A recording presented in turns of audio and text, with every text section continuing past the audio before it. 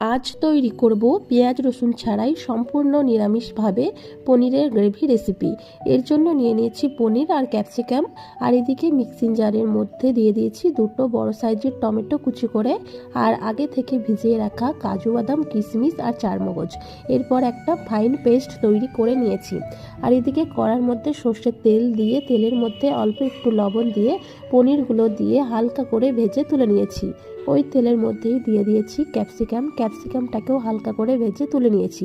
তারপর ফোড়নে গোটা জিরে, তেজপাতা, এলাচ, দারচিনি দিয়ে দুটো কুচি করা কাঁচা লঙ্কা আর আদা বাটা দিয়ে দিয়েছি স্বাদমতো লবণ, হলুদ গুঁড়ো, লঙ্কার গুঁড়ো, জিরে গুঁড়ো, ধনের গুঁড়ো, কাশ্মীরি লঙ্কার গুঁড়ো।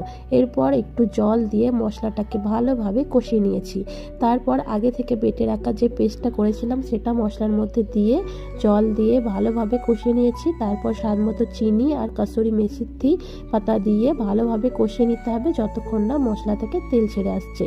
তারপর দিয়ে দিয়েছি ভেজে রাখা ক্যাপসিকাম আর পনির।